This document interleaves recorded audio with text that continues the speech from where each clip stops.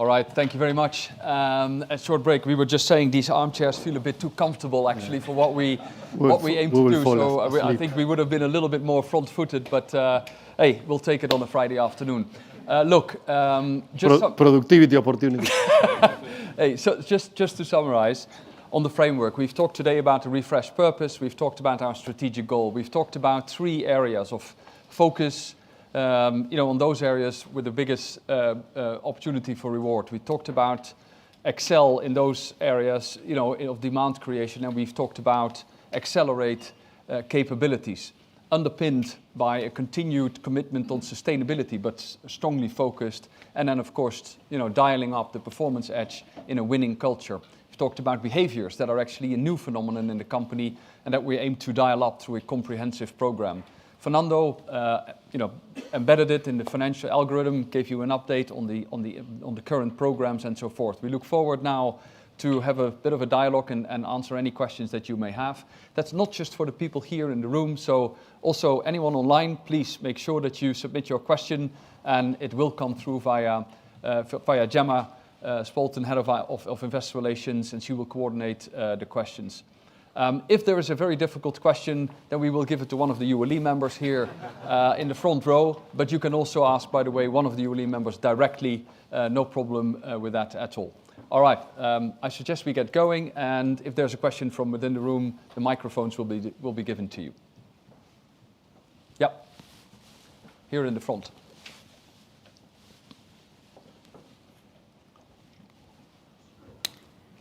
Thank you very much, Victoria Petrova, Vika, Bank of America, and thanks especially IR team for organizing this event. My first question is on organic growth, and apologies if I missed it. When you were talking first about the separation of ice cream, you mentioned 4 to 6% organic growth of the core business. Now, if I noticed it correctly, you are talking more about 2% volume growth rather than this 4 to 6 algorithm. Are you still sticking to it? And also just from experience in staples, once a company went to 4 to 6 guidance, it usually faced some issues. What are your assumptions behind it? Maybe in terms of category growth, you talked a lot about your bottom-up initiatives, but maybe what the underlying category assumptions are, and also maybe in this context, also what the mix contribution could be, because you had a lot of impressive comments around mix, maybe any highlights there. That's my first question. Usually we're allowed to ask two. And my second question would be on the... Shall we do this first? Yes. Yeah, why don't we do that? I'll give Fernando in a second, but first of all, I think the guidance that we've given on the midterm is not changing today, apart from the dialing up on the ROIC, which Fernando has talked about, right? So that's number one. We've underpinned the midterm guidance with a volume equation that Fernando has talked about, but there's essentially no change. Look, I mean, for 2025, so before the merger of ice cream, we will also stick to our guidance of the 3 to 5% top line and modest margin expansion, and then the high teens ROIC. I think, I understand what you're saying, and, since we did change our guidance, a few comments from my side. I mean, first of all, mathematically, there is a small uptick because of the ice cream separation. We also believe that by the time, we should be 2.5 years in the growth action plan, and the driving of the mix change in the portfolio will help us to achieve that. And we wanted to set the bar simply higher. Fernando. Yeah, on top of that, the more focused portfolio, we believe that will have a contribution in better execution, and that should help. And I would remind again, this guidance is given in a context of a normalized economy that we expect around 3% real GDP growth, 3% inflation. If there are fundamental changes, we need to adjust that. But, in the last 10 years, that has been the real GDP growth and the inflation. And great companies deliver around 80% of that nominal growth, and that's what brings them into the top 30 SR. That's our ambition. We are confident that we are making the steps to get into there. We have 1 year more under the old guidance, including ice cream. And, we expect to continue stepping up our performance. And maybe on categories, how do you think your categories are growing? Or is it only GDP and inflation you're looking at? No, of course, there are categories that structurally have exposure to higher growth. We believe that our beauty well-being, personal care business structurally is exposed to more growth. We have a very good position in home care in the D&E markets, in which there is significant adoption of new machines. You know, Edu can mention this more, but every time that somebody moves from hand wash into machine wash is 3 times consumption. You know, there are 30% of hand wash in India. You know, so these kind of things fundamentally transform markets. And of course, we see foods probably in the bottom end of the range. And you know, just it's a bit more demanding category, but we believe that within the foods category, we expect to have a performance that is superior to the market. Thank you very much. And the second one will be very short. You obviously had a very strong margin dynamics in the first half of the year. You are guiding lower margins in the second, as my understanding, operating as well as gross margin. When you talk about your gross margins initiatives, what is your starting point? Is it the exit rate of 24? And what are your cost of goods sold, general kind of 5-year assumptions? Is it moderate growth? Do you think about some significant structural swings? And that's it from me. Thank you very much. Yeah, if I look at historic commodities inflation, you know, you have around 3% of commodity inflation with around 2% of coming from non-hyperinflationary markets. So basically, if you have to keep your margin stable when you are around 45 or 50%, whatever kind of margin, you know, you have to deliver between 3.5 and 4% growth, okay? Price growth. So the assumption we have, again, is a normalized economy, you know. Usually when you have to project the future, you take what has been the norm and not outliers, you know. Of course, the last few years, you know, you have had a cycle of a spike in commodities and then deflation that is just difficult to handle. But overall, you know, we believe that the MAT margin, so the margin of the last 12 months at June, that when we reported Q2 results, is a good proxy of what we believe is our base. Here as well on the, oh, there, yep. Maybe you have the mic. Yeah, hi, it's Warren here at Barclays. Hi, Hein and Fernando. A couple from me. The first one is, could you spend a bit of time talking about prestige and beauty? It's one of your key pillars. It's grown double digit for 15 quarters. It's 4 billion in revenues. But I guess it gets harder to keep growing double digit as the base gets bigger. You've got a new head of prestige. She's not here to speak for herself, but I'd love to understand what your vision is for this division looking out to 2030. Maybe you can share with us what the gross margin profile is, and which of the brands in prestige and health are you most excited about looking out medium term, and which of the brands have the biggest potential within prestige and health for international expansion? If you just dive into that, it would be, I think, very helpful. Sure. Warren, I think it's a great opportunity, since Priya is obviously here, that she takes that question. Priya?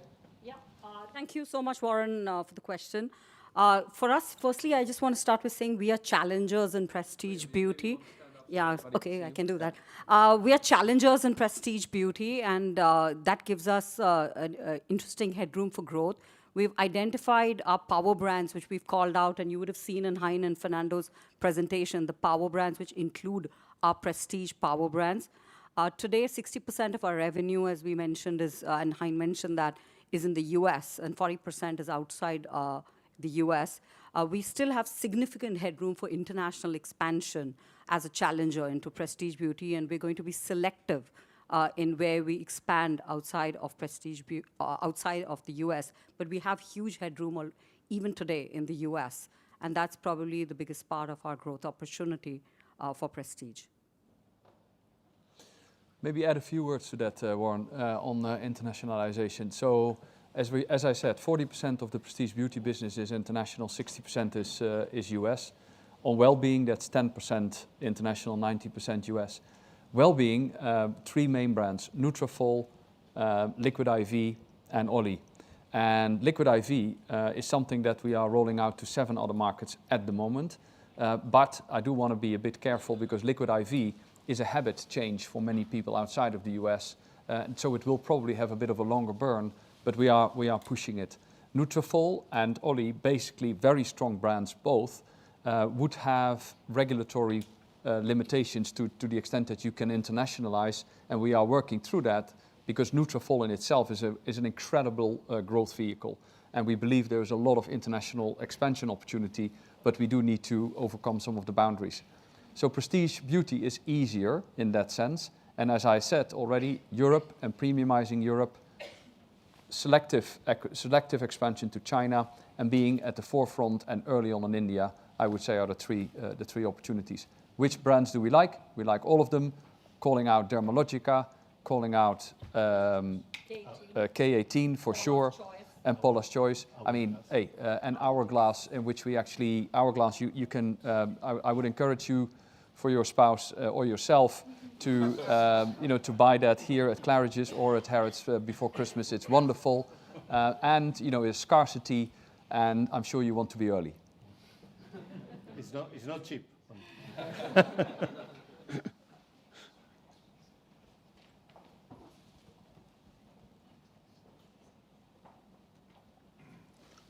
Oh, sorry. Yeah, thank you. Yes, Harold Thompson here from Chelverton. A couple of questions. First of all, on your clarity of thought, Fernando.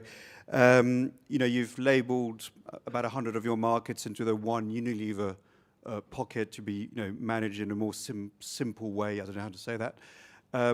But often, when consumer goods companies kind of identify an area which is kind of no longer focused, rightly or wrongly, it always goes wrong in over a period of time, and then it kind of causes trouble to the bits that are doing really well. So, what will you be watching or changing or monitoring so that doesn't happen? Because it would be a shame if that happens when the rest is booming. We differentiate very clear between business in which we focus, but the rest of the business are not businesses that we neglect. And I believe I have mentioned this to many of you when it comes to power brands, for example. Take an example of Brazil, in which we have 65% share in laundry, Our power brands represent 50% of the share. But the other 15 come from a couple of local brands that in times of economic volatility provide very significant resilience. And you don't neglect these brands, But the focus of the company is in the top 30 power brands that have global and regional scalability. When it comes to geographies, I believe, the difference in our case with some other multinational companies is that all these smaller geographies are not loss-making. They are profit dilutive, they are margin dilutive, not profit dilutive, margin dilutive, but they are not loss-making. So we will see in these geographies, we want growth, but we want more growth impact than negative complexity impact. They will be fundamentally adopters of innovation from the top 24 markets. We will run this business with processes that are much simpler. We will run that business with technology landscape that will be off shelf, and we will not tolerate deviations to what is our brand strategies for our core brands. We want also in these geographies a progressive alignment of portfolio into the top 30 brands. Because the smaller the geography in Unilever, the more you find local brands that have emerged because nobody was taking a lot of care. So that's basically how we will run the business. But hey, these are attractive businesses. I feel it's important to highlight that of the 100 plus one Unilever market, 30 of them make 12% of Unilever revenue, okay? All the rest, from the number 56 onwards, from the number 56 onwards, they make 3% of our revenue. So we will adjust our models to that kind of contribution to turnover. Okay. And then my second question is, clearly we've talked about AI a few times in various of the presentation, and I don't pretend to, I guess, any of us knowing the answer probably thus far, but is it more an industry benefit or actually a company one? And is it more going to add complexity, or is it going to create savings? I mean, where do all these things kind of land? Yeah, we talked a bit about it, and it's almost a philosophical question these days. I think, is AI, I mean, first of all, philosophically, indeed, is AI sort of the third wave of productivity after the Industrial Revolution and then digital, and are we now on to the next one? Look, the way I think about it is, AI will help us significantly to scale productivity in areas where it really matters.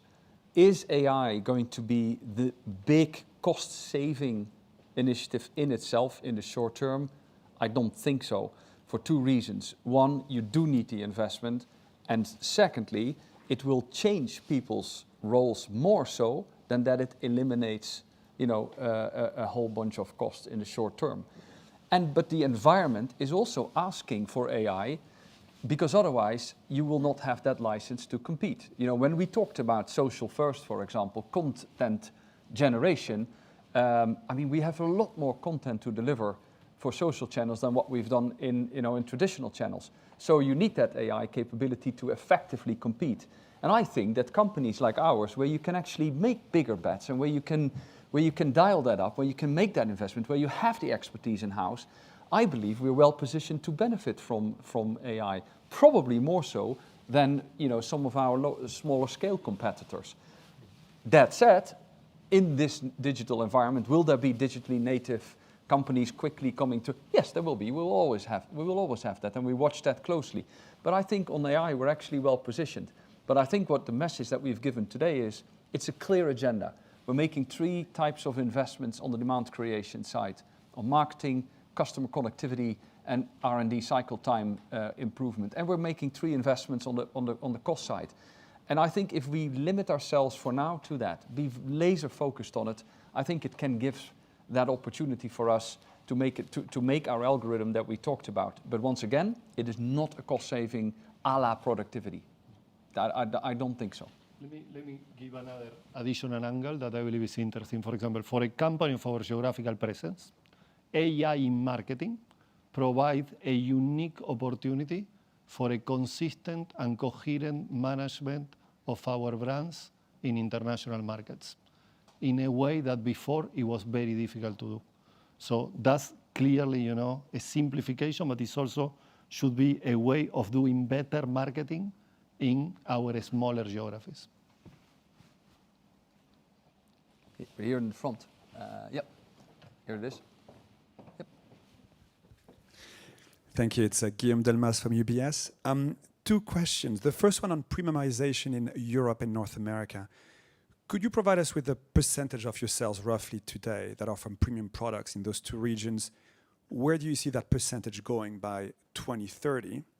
And do you think all your brands can be stretched into that premium segment in both regions?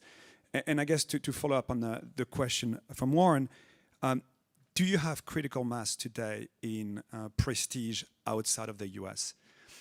The second question is on capex. Fernando, it was great to see the capex split. Zooming in on capacity, you are targeting more than 2% UVG going forward, yet capacity, I think, will remain like 1%, maybe less than 1% of sales. So how do we reconcile that? Is it simplification or relying more on third-party manufacturers? Thank you. I'll start off with the first, and then why don't you comment on that? And I'll try to be quite staccato on the premium side. I can't give you exact percentage of which part of our business is in premium or on super premium. And first of all, it depends on how you define it. Is that above a price point of 120, or is it above a price point 160, or even 200? So there's different ways to look at it. I think in the way that we've operated, particularly in North American market, which is super important, we've acquired into that super premium segment, and we've given you the numbers on how much turnover that roughly is. And we are up-trading our current brands and our core portfolio, both in beauty and well-being as well as in personal care. As I said, the premiumization route has 3 essential levers: improve the core, internationalize our premium business, and continue to rotate the portfolio. That is going to be a journey for years. But if we pull all levers simultaneously, I feel that we're on a very clear path, because we're doing it intentionally. And I think that is a difference probably than what I saw 18 months ago, intentionally driving premiumization. Yeah, Fernando, I think, I don't know if you want to...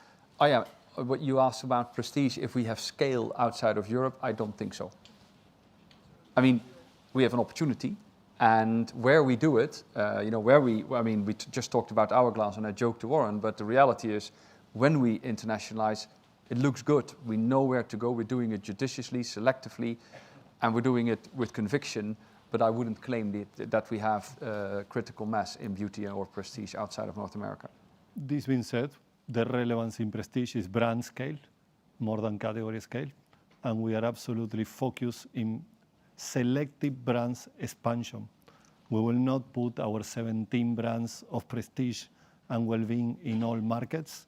We will choose the one that has the biggest potential to win, and I believe that's where we are really putting focus.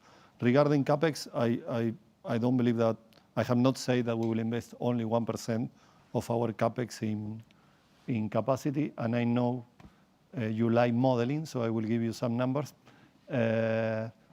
Our net book value of assets is 10 billion. So if I take 2% capacity growth, I would talk of an investment of 200 million. Let's put that in gross level, it would be 400 million. So in a 1.8 billion, you can say, okay, 400 million for capacity, that's what you will need. Of course, it's not mathematic, because sometimes you need a lot of capacity, and it's not a game of averages, but it's just we believe that allocating between 25 to 30% of our capex to capacity is enough to deliver 2+% volume growth. 25, 30 for that, a bit for infrastructure, and then a big bunch for productivity. Thank you. Yeah. Céline Pannuti, JP Morgan. So I have a follow-up question on premiumization. Clearly a great driver for mix and gross margin. At the same time, a lot of right here, right now, we've seen a lot of new competition from low price player, private label in some developed market are continuing to gain share. So how do you assess your opportunity for premiumization in the mid to long run versus the reality of maybe the market and how you think about it? That's my first question. My second question may be more for Fernando on the adequacy of your cost base versus your footprint geographically from an FX perspective. Again, you are talking about high single-digit hard currency PS growth. Is that on a yearly basis, or there will be year? How do you manage maybe year 2025, I think, where the dollar is strong and some of the currency could be under pressure? Thank you. Yeah, so first on private label and on premiumization, and they are both right. So what we're seeing is more bifurcation in the market, and if you look at private label, it has been growing, but actually it's sort of stabilizing around between 9.5% and 10% in categories in the US, and around 20-ish% in Europe. So with values in the categories growing, that percentage sort of stays the same. I mean, it's not hugely changing at this point, but we're seeing some pressure on those brands that are in the middle, whilst actually the more premium side of the portfolio is still growing. Now, as I said, premiumization has multiple dimensions. I think it's not only, we shouldn't only think about that high prestige side of the business. Premiumization is also what we talked about, the emerging markets, the conversion, in applications from, bar soap washing to machine, or hand washing to machine washing, for example. That is for us a very important lever for premiumization. And we believe that is something that will continue to evolve in the years to come. So again, developed markets, I see more bifurcation, but I think premiumization remains an important trend, not necessarily at the high end, but also at the 160 price point. And in emerging markets, there's simply an evolving need and application that I feel we're well positioned for, by the way, to grasp. Yeah, on negative currency, Céline, our average negative currency effect in the top line is 2% in the last 10 years. When you look at other multinationals, it's in the territory of 1 to 1.5% in most of the cases. I'm not so concerned. Of course, in the short term, strengthening of the dollar and whatever can have some impact. I'm usually not very concerned about the magnitude of the negative currency. I'm concerned about the time friction you have to pass through the valuation to pricing. I'm from Argentina, so it's just I have lived all my life with this kind of situation. But usually, when you look at the long period of time, usually you tend to pass a very significant part of the devaluation into pricing. But in the short run, when the purchasing power in hard currency of a Brazilian consumer or an Egyptian consumer suffers a collapse, it's very difficult to do it. But things tend to adjust in the long run. So we are looking, of course, at the situation now with the strengthening of the dollar. It's true also that situations like that, in a moment, in a period in which pricing has been very subdued in the market, could be a lubricant factor for pricing in the market. So, I always look at these things in a balanced way. It has some negative effects and it has some positive effects. I express I use a different expression to the one you use it. I'm saying that our model has the ambition to deliver profit growth in hard currency at the level of companies that consistently feature in the top third shareholder return.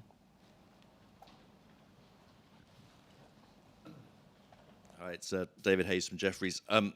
Two from me, I guess. At the risk of front-running the Hindustan event next week, India's been mentioned a lot. Can you kind of flesh out what doubling down really means? And I guess putting it into numbers, the growth has slowed to low singles. It was doing high single, double digits pre-COVID. So in terms of the 4 to 6 algorithm, does India have to go back to a high single digit, double digit range? And then you seem to allude to spending what you need to spend to get the result. Does that mean the margin in Hindustan is down a little bit as you kind of get that to happen? Again, that may be quite detailed ahead of next week. And then the second question, just in terms of deals, I think you said that if you're looking for new bolt-on kind of deals, it would be US and India that you'd focus on.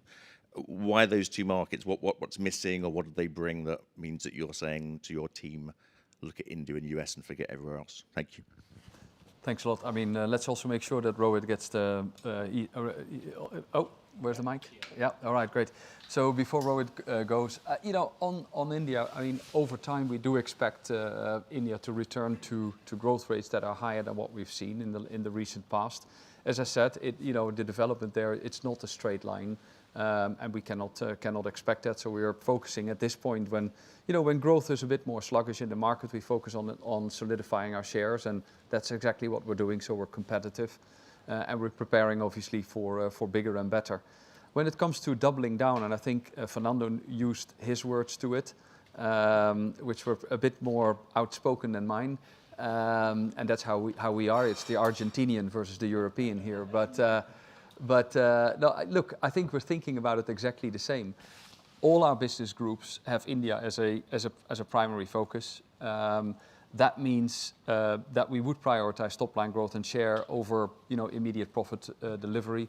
And that doesn't mean that necessarily we're not giving a warning that margins are coming down. We're saying, we believe in the mid to long-term opportunity for India, and that means you do need that support. I mean, on the current situation in India versus sort of the midterm perspective, Ro, it's probably good if you spend a few words on that. Yeah, just turn around so that I can address everybody. So, of course, I welcome you all and to listen and to join next week. We'll go more in details on HUL Capital Markets Day. But just to take the segue from what you're saying, the opportunity in India is really in growing the markets from where they are today at $2,500 per capita income. Any neighboring market, Philippines was an example, or Indonesia, all our categories will see immense growth. The Indonesia per capita consumption is 4 times, and Thailand, China. So there's immense runway for growth, and real opportunity lies ahead.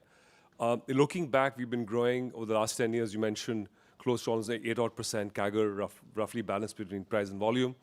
In the more near term, we've seen inflation and then deflation. Price has not been in the market. It's coming back now, going to the norm. The rural markets are recovering. The urban markets are a bit muted at this point, but we should not really get so focused on one quarter or the other. but broadly look at what is it that we must do as a long-term player, where we've been in 90 years and will be for that much more in the country, to do the right things, and which is to essentially invest behind market development, making our brands unmissable, and making sure that we invest behind capabilities as well, as because the country is transforming, whether it be channels or media. And ultimately, a test of success is to make sure that we continue gaining market share. You saw from Hein's charts that we gained 200 basis points of market share. We've gained last financial year. We will gain in this financial year as well. So we continue to build competitive position and make it stronger in all market conditions. And we are very, very optimistic. And with all of the support from Unilever, I mean, HUL is a very, very integral part of this entire story. And our job essentially is to drive growth. That's why we exist. That's our purpose. Thank you. I would like to add something, just with the slowdown of China, everybody discovered back US and discovered back India, and we appreciate, that many multinational companies have serious opportunities in India, so, and channel shift will give opportunities, whatever, but who would swap Unilever position in India for the one of any other company? I don't know, I would not. But we're not resting on our laurels. No. So, no mistake, doubling down means noblesse oblige for the HUL team. It means we're staying very close. It means we're staying very much on top. Rohit enjoys a bit more attention than others. And I just came back. I spent 2 weeks in India. And that means doubling down. Personal time. Making sure you understand the market. We review. We think together. I spent more time with Rohit on the road than with my wife in the last month. But that is what it means to me personally. And look, we won't always get it right, but we are not taking India for granted at all. Yeah. The deal focus. Let me. Yeah, the deal focus. The deal focus. Yeah. I feel like I said something different, Dave. That our bolt-on acquisition, our bolt-on M&A, we will focus in beauty and well-being, with some options in personal care. If there is any gap in our portfolio that deserve significant allocation of capital to be covered. We said also that our focus is in the US because the American market has significant local critical mass and also is a platform for global brands. And we said also that if necessary to make significant investment in India for acquisitions in order to cope with the significant market change that require an adjustment of our portfolio, we will do it. Yeah. We have one question Yeah. online, which is, you've demonstrated accelerated growth in Europe this year. How sustainable is that growth going forward? If you look at Europe for this year, and it has been a good year for Europe. I've also seen that from others, by the way, in the sector. First of all, European structurally versus some of the other markets have a few interesting characteristics what I want to highlight. First of all, savings levels of consumers are quite a bit higher than in other parts of the world. The Europeans are still saving around 15% versus US at 5%. Savings in the US, also after the inflationary period, got depleted somewhat. The European situation is different.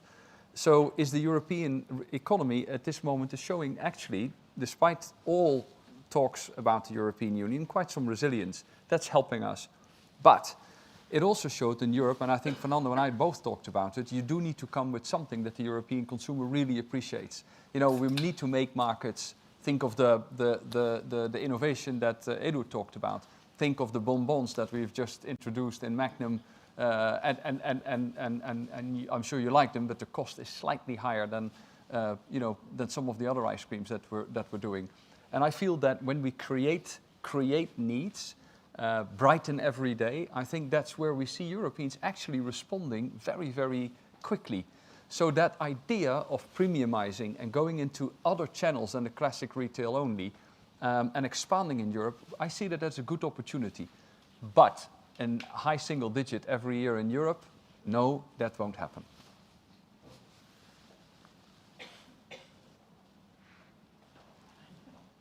Yeah. Good afternoon, it's Tom Sykes from Deutsche Bank. Firstly, just if you're becoming a more agile business, the backbone to that is going to be better and more timely data.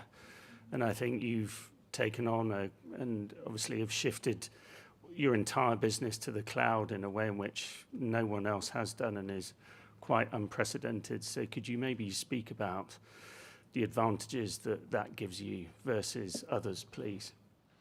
Yeah, thanks, Tom. That is indeed the case. I mean, we have shifted our business significantly in the cloud. I'm looking at Reggie, as our Chief Business Operations Officer, to give you a few comments on that. Reggie. Yeah. Can you hear me? Yes? Yeah. Tom, I mean, thank you for your question. I think as we talked before, I think we took this decision some years ago to really invest in our infrastructure. And one of the investments was really to move 100% of our data to the cloud. The biggest advantage that we are seeing now is that the speed that we can leverage, like for instance, AI in our operations. I mean, the speed that we can really take, I mean, like for instance, you could see the video of the dark factory Cucci in Vietnam. I mean, this is enabled to AI, but that's one of the main enablers is that our infrastructure, we move it already to the cloud. The speed that we can do those things is much faster, but also is much more cost effective to do it. And this is something that we are leveraging for our net productivity that Fernando and Hein just explained it before. Tom, does that answer your question a little bit? It does, thank you. Just did have another question, if that's all right, a quick one. But just, we've heard quite a few people say fewer, bigger, better in terms of innovations. And is that as much a market comment that it's harder to generate volume growth and harder to get premiumization and mix gains, so therefore you have to double down on fewer innovations to get that growth? Why is that the trend for everyone, please? Yeah, I think we feel humbled and proud at the same time that others started to talk about it as well. You know, I think in this industry, I think I think in this industry it does make sense, but I'm not sure if you know. I think there has been a time of let many flowers, whether it's 100 or 1,000, what I've not forgot, but you know, let them all blossom. I mean the time of, you probably remember, there was this expression, fail fast, experiment, and I think we've all gone through that phase. I think there is also a realization at some point that if we all do that, that's great, but it leads to an enormous complexity in your operations. And I think we've woken up a little bit from that as well and say, okay, experimentation is good, but experimentation within the frame is probably better because you can scale up much faster. And I think that's probably an emerging thought. As I said, I think we started to talk about it, but indeed, I see others talk about it. It's not rocket science. I think it's probably a response to that time of experimentation and to piloting.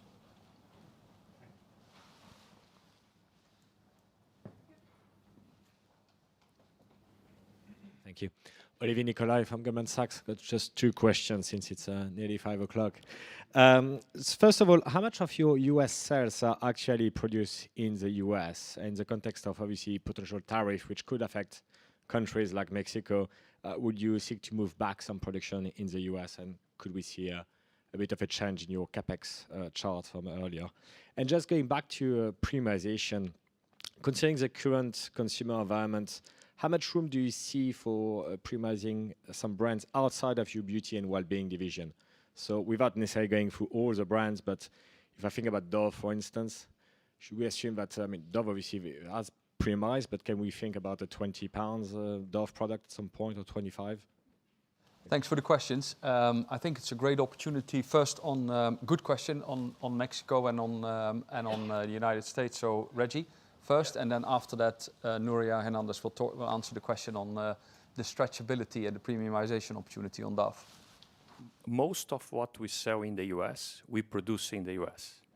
We have factories there, and we source materials from the US as well. That's the first one. We do source US as well from countries like Mexico, Canada, and Europe. Small volumes, but we do source.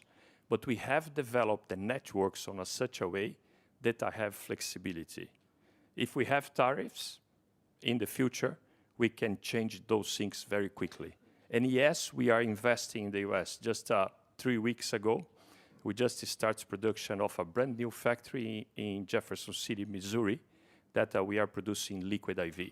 I mean, Priya mentioned that liquid IV is growing very fast, 20%. We invested on a brand new factory in the US. We are investing for capacity, but we have flexibility. If we have a problem, we can move very quickly, and we can source from other geographies, or we can even produce more in the US if we need to. Second question on Dove and the stretchability there, Nuria. And on Dove, what we know is that the brand equity really commands the premiumness that the brand can deliver. So we have started our journey recently, and what we are seeing is that every mix we are bringing on more premium price points in the market is responding very well.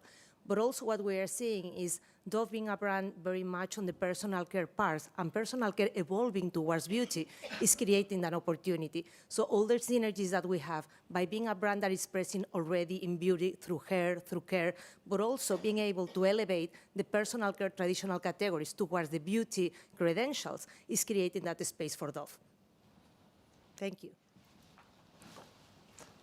There's room for one more question since somebody called out at 5 o'clock. I see the drinks humming. All right. Yeah.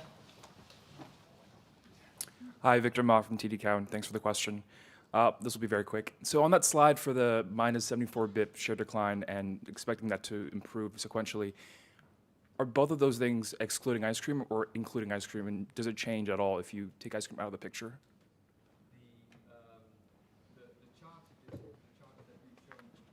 Is my microphone? Yeah.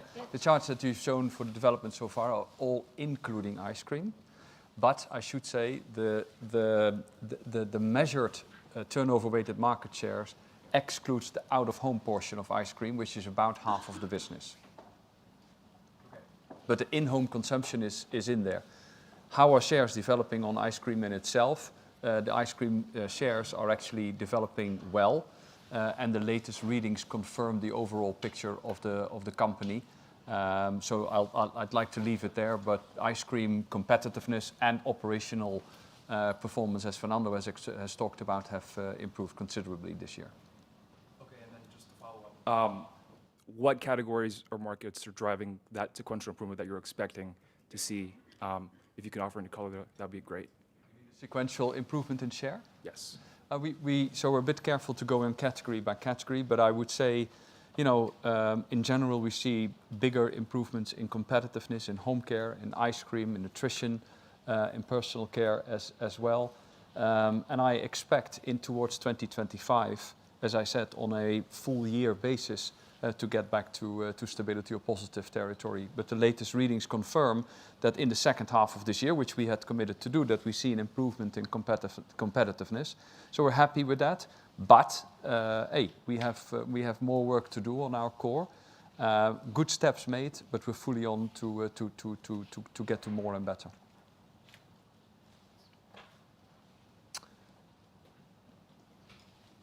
Gemma. Unfortunately, to all the time that we have left for questions, but thank you all very, very much for coming, and there will be drinks afterwards if you are able to stay. Thank you very much all for coming.